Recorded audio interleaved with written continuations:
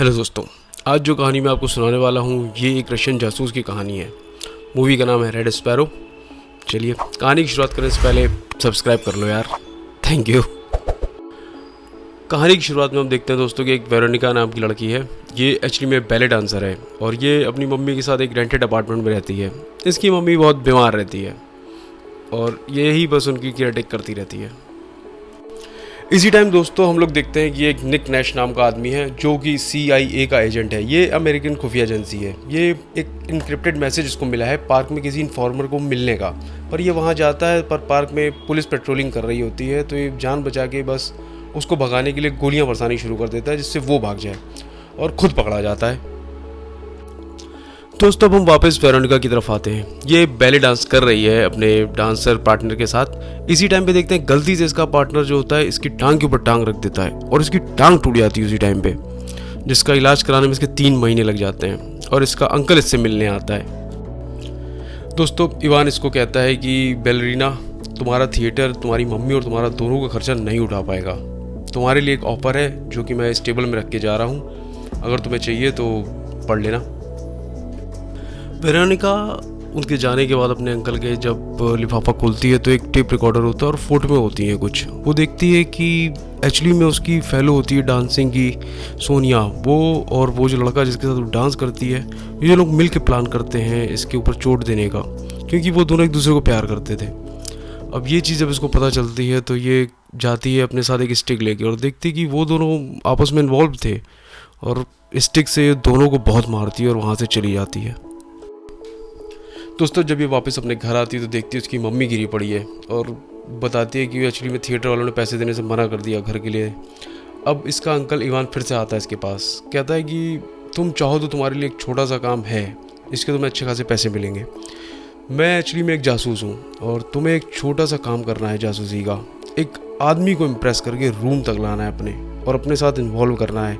किसी भी तरीके से तुम उसके साथ इन्वॉल्व हो जाओगी, हमारे आदमी तुम्हारे पीछे पीछे उस तक पहुँच जाएंगे। बस इतना सही काम तुमको करना है। दोस्तों वेरोनिका चाह के भी इवान को मना नहीं कर पाती है, क्योंकि उसे पता है अगर पैसे नहीं मिलेंगे तो वो रोड पे आ जाएगी अपनी माँ के साथ। अब वो आई है दिमित्री को इम्प्रेस करने के लिए, तैयार होकर आती है और दिमित्री अपने आप ही उसके पीछे पीछे आ जाता है। कहता है कि तुम बहुत खूबसूरत लग रही हो, बताओ मैं तुम्हारे लिए क्या कर सकता हूँ। तो ये कहती है कि मैं एक्चुअली में एक डांसर थी और अब मैं नहीं रह पा रही हूँ, डांसर नहीं कर पा रही हूँ, तुम क्या कर सकते हो जिससे मैं वापस डांसिंग पे आऊँ। तो कहता है मैं कर सकता हूँ तुम्हारे लिए मदद। तो उसको फिर वो अपने साथ रूम में ले जाता है।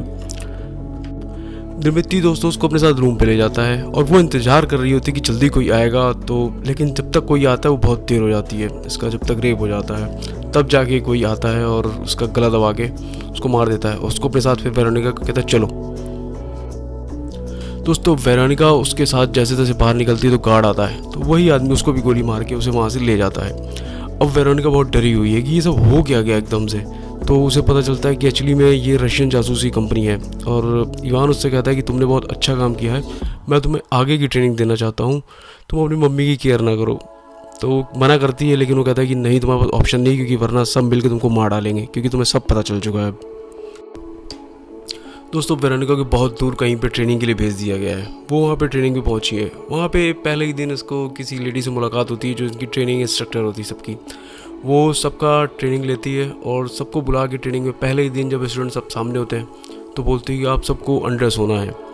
तो लड़का विक्टर फटाफट अपने कपड़े उतार देता है, लेकिन इसको शर्म आती है, कहती ये क्या कर पा रही हो। तो कहती नहीं, ये ट्रेनिंग का पहला पार्ट है, तुम्हें करना होगा। तो वो करती है जैसा उसे कहा गया है। दोस्तों अब वापस आते हैं उसी नीच की तरफ जिसको पार्क में पकड़ लिया गया था पुलिस के द्वारा पेट्रोलिंग करते हुए। इसको वापस अमेरिका भेज दिया जाता है। अब अमेरिका में खुफिया एजेंसी से कहती है कि अब हम तुम्हें वापस उस प्रोजेक्ट में नहीं लगा सकते क्योंकि तुम एक्सपोज हो चुके हो। तो कहता है लेकिन मैंने रशिया में एक इन्फॉर्मर बनाया था उनकी गवर्नमेंट का, तो मुझे वापस उससे मिलना होगा। तो लोग कहते हैं एक ही शर्त पे तुम वापस जाओगे, क्योंकि तुम्हें उस इन्फॉर्मर को कहना होगा कि तुम्हें किसी दूसरे एजेंट से कॉन्टेक्ट करना होगा। तो इस बात के लिए वो तैयार हो जाता है। इधर हम वापस देखते हैं कि वेरोनिका अपनी ट्रेनिंग ख़त्म करके घर आ चुकी है। घर आते ही इसको एक नया प्रोजेक्ट दे दिया गया है कि उसी नीच का जिसके बारे में अभी हम बात कर रहे थे, कि तुम्हें ये इससे कहता है इवान कि तुम्हें इसके बारे में पता लगाना है और उस इन्फॉर्मर का पता करना है जो हमारी गवर्नमेंट का है लेकिन उसकी मदद कर रहा है। दोस्तों इवान वेरोनिका से कहता है कि बस इस प्रोजेक्ट को पूरा करा दो, इसके बाद मैं तुम्हें फ्री करवा दूंगा। तो वो मान जाती है। फिर उसको बुडापेस्ट के लिए रवाना करवा दिया जाता है। बुडापेस्ट पहुंचते ही वहाँ पे उसको एक और लड़की के साथ रहने का मौका मिलता है जो इसी के स्कूल से निकली हुई थी जहाँ पे इसने ट्रेनिंग ली थी। दोस्तों वेरोनिका तुरंत ही काम पे लग जाती है। वो निक के आगे पीछे घूमने लग जाती है। वो जहाँ स्विमिंग करता था ये वहाँ भी स्विमिंग करने लग जाती है। निक इसको पहचान लेता है धीरे धीरे और उससे कहता है कि क्या हम लोग लंच पे चलें, तो वो मना कर देती है। लेकिन निक इसके बारे में सारी डिटेल पता कर लेता है, जहाँ पे स्विमिंग करने आती थी उसके कार्ड को लेके। कहता है कि ये अब अमेरिकन खुफिया एजेंसी के पास आता है। कहता है कि ये देखो ये लड़की है, ये मैं श्योर हूँ कि ये रशियन जासूस के लोगों के लिए काम करती है, क्यों ना मैं इसको अपनी तरफ से इन्वॉल्व करूँ और किसी तरीके से इससे डिटेल निकलवा के आप लोग के साथ इन्वॉल्व करवा दूँ। तो वो लोग मना कर देते हैं पहले तो। निक दोस्तों वहाँ से चला जाता है। उसके बाद ये वेरोनिका से मिलता है, उससे कहता है कि चलो मैं तुम्हें एक रशियन रेस्टोरेंट में डिनर पे कराऊंगा। तो ये वहाँ पे इंतज़ार करता रहता है लेकिन वो नहीं आती। एक्चुअली इन दोनों के ही दिमाग में अलग अलग प्लान चल रहा होता है। वेरोनिका को लगता है कि वो निक से वो उस जासूस के बारे में पता लगवा लेगी जो कि रशिया का है, और निक को लगता है कि ये इससे वो बातें निकलवा लेगा जो अमेरिका के काम आ सकती हैं।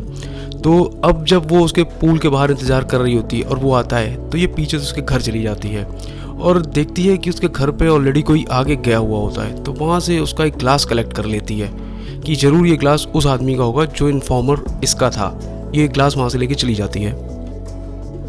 दोस्तों अब ये इवान से किसी एक सेफ हाउस में मिलती है। तो इवान इससे पूछता है कि क्या तुमने कोई ख़ास बात पता चली और उस इन्फॉर्मर का पता चला। तो कहती है कि उसको छोड़ो, मैं तुम्हें एक और केस दे सकती हूँ। एक्चुअली मैं ये अब इसके साथ जो रूममेट थी इसकी, ये कहती कि वो और ये मिल के कोई काम कर रहे हैं अमेरिकन जासूस के किसी एक बड़े नाम को लेके।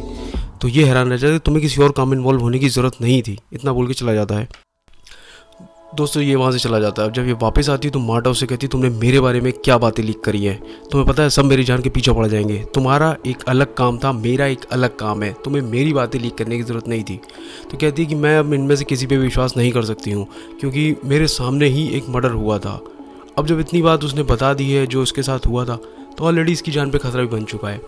ये अब कहीं से होके आई है वापस तो देखती है कि इसके साथ जो मार्टा थी उसकी लाश पड़ी हुई है और वही आदमी इसको भी मारने में लगा हुआ है। कहता है कि मैंने तुम्हारे सामने उस आदमी को मारा था, अपने अपने काम पे ही ध्यान दो, एक दूसरे की बातें लीक करोगी तो तुम्हारी भी जान जा सकती है। दोस्तों अब निक के पास जो इसका पर्सनल इन्फॉर्मर था मार्वल नाम का, उससे एक मैसेज आता है और उसमें इसी की डिटेल होती है। तो ये पढ़ के हैरान रह जाता है और ये सारी डिटेल अपने CIA के लोगों को बताता है कि कैसे ये एक रशियन जासूस है। अब जब वेरोनिका को पुलिस अपने हिरासत में लेके पूछताछ करती है कि तुम्हारी एक साथी रूममेट थी, उसका मर्डर कैसे हो गया। अब ये बस उसको बहाने बता के वहाँ से बाहर निकलती है। तो वापस निक उसे बाहर मिलता है पुलिस स्टेशन के बाहर और उसे अपने साथ ले जाता है। कहता है कि मुझे तुम्हारे बारे में सब पता चल गया कि कैसे तुम्हारे ही अंकल ने तुमको ट्रेनिंग करवाई है उस रशियन मिलिट्री स्पैरो नाम की उसमें। तो कहती है कि मेरे पास कोई ऑप्शन नहीं था, एक्चुअली मैं एक मर्डर का पार्ट बनी थी और ये लोग कोई सबूत नहीं छोड़ते, इसलिए मुझे मजबूरी में ही उस ट्रेनिंग को करना पड़ा। और ये दोनों एक दूसरे को पसंद करते हैं और एक साथ इन्वॉल्व होते हैं। अब निक उसको अपने साथ रशियन अमेरिकन एजेंसी में लेके आता है। कहता है कि ये हमारे लिए काम करने को तैयार है, पर ये आके वहाँ कहती है कि मैं काम तो करूँगी लेकिन पहले मुझे $30,000 चाहिए मेरे अकाउंट में और मैं आप लोग को रशिया की एक बहुत खुफिया जानकारी दे सकती हूँ। एक्चुअली में ये मार्टा जो उसकी फ्रेंड थी, ये उसकी जानकारी इन लोग को देना चाहती थी।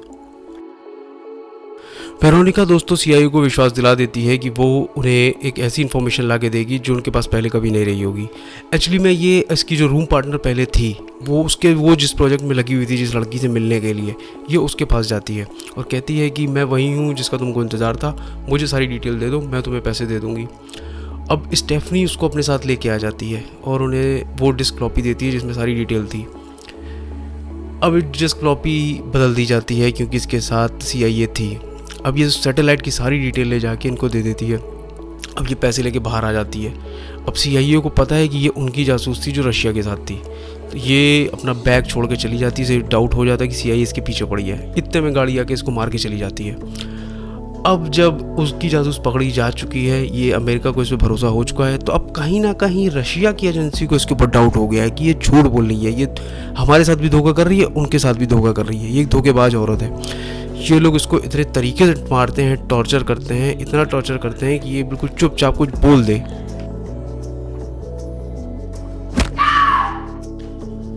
दोस्तों जब इतनी मार पड़ चुकी है इसको, उसके बाद इसको दिखाया जाता है एक वीडियो जिसमें दिखाया जाता है कि ये जिस अमेरिकन एजेंट के साथ थी, उस लड़की को जिसका एक्सीडेंट हुआ, ये उसके आदमी को भी गोली मार दी गई। कहती मैं तुमको भी इसी तरह गोली मारने वाली हूँ, सच सच बता दो, तुम अमेरिका के लिए जासूसी कर रही हो। तो ये कहती नहीं, इतने में निक आता है। निक कहता है कि सच सच बताओ। ये कहती है कि नहीं, जो हमारा रशियन इन्फॉर्मर है एक्चुअली में वही मुझे फंसा रहा है, सब कुछ उसी का किया धरा है।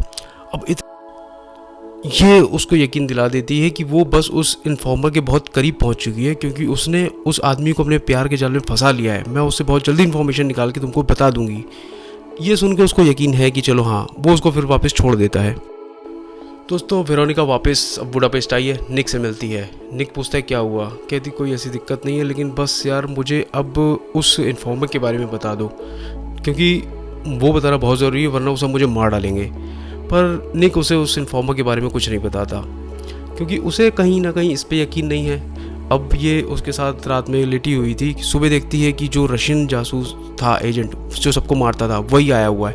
उसने निक का गला पकड़ा हुआ है इसको मारने के लिए, कि मैं डायरेक्ट इसे मार के इसे सच उगलवा लूँगा। अब दोस्तों उस किलर ने निक को पकड़ा हुआ है, वो एक मशीन निकालता है, इस मशीन से बॉडी की स्किन उतर जाती है। अब ये कहती नहीं, मैं खुद इसको टॉर्चर करके सच उगलवाऊंगी। वो उसको मारती है, लेकिन इसके एक्चुअली में ये पंजे छुड़ाती है और जो किलर था उसको ही मारती है।